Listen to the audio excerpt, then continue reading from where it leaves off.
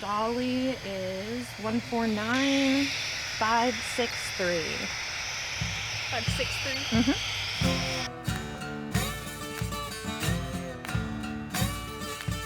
So for the last 3 years, I've been doing a project on eastern box turtles, specifically in the central basin of Middle Tennessee.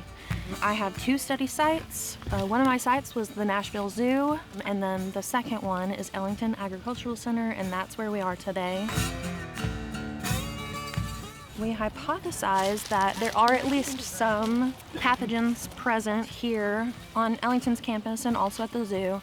And then we also believe that a detection of those pathogens may alter behavior of turtles. And we want to see that interaction. We go out and find these animals. Once we are able to find them, we use radio transmitters and epoxy those onto the back of their shell, typically off to the side. And once a week, we come out here and we track them, see what habitat they're using, see what they're doing, if they're out and open or hidden under leaf litter, that kind of thing. And this is a radio receiver, and we use this to hear the pings that the transmitter gives off and see how close we are to an animal. It can be difficult sometimes. Sometimes we'll go in circles and stuff, and that's just normal.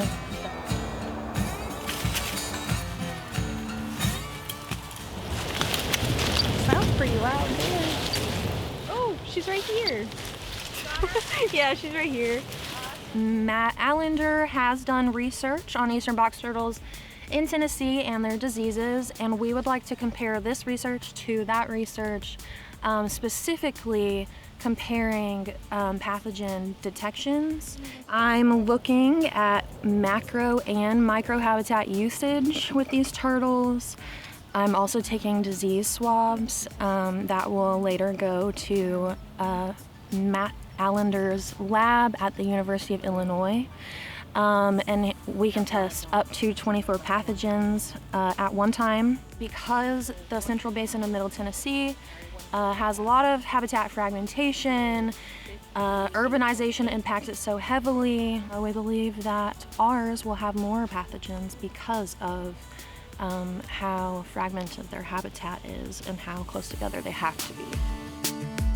We also collect a random point data set, and that is to compare what these animals are selecting towards using, like where we're finding them, versus what they're selecting not to use. And that can be important to know what we need to do in order to help this animal be taken off that greatest conservation need list. Eastern box turtles are sexually dimorphic. This one is a female. It has a lot of the very typical female characteristics where it's highly domed. These scutes on the side are called the marginal scutes, and they do not flare out a lot. Another thing that we look at is the concavity of the plastron. Another thing we look at is eye color, with males typically having very gorgeous bright red eyes and females having black eyes. And then coloration on the neck and shoulder is the last characteristic that I use.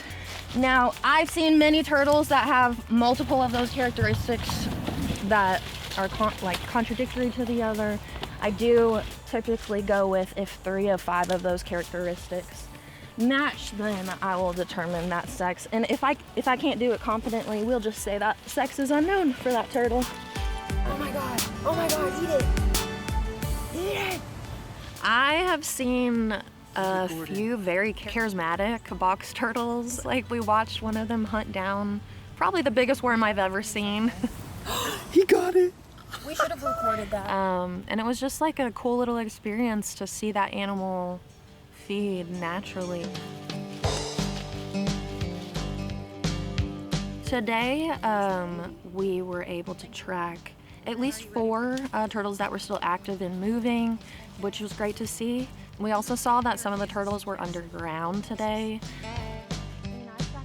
I did this research in partnership with Tennessee State University, obviously TWRA, and the Nashville Zoo. I mean, I couldn't have done it without the zoo's help, for certain. And my interns that I've had over the last couple of years have been instrumental in making this project a success.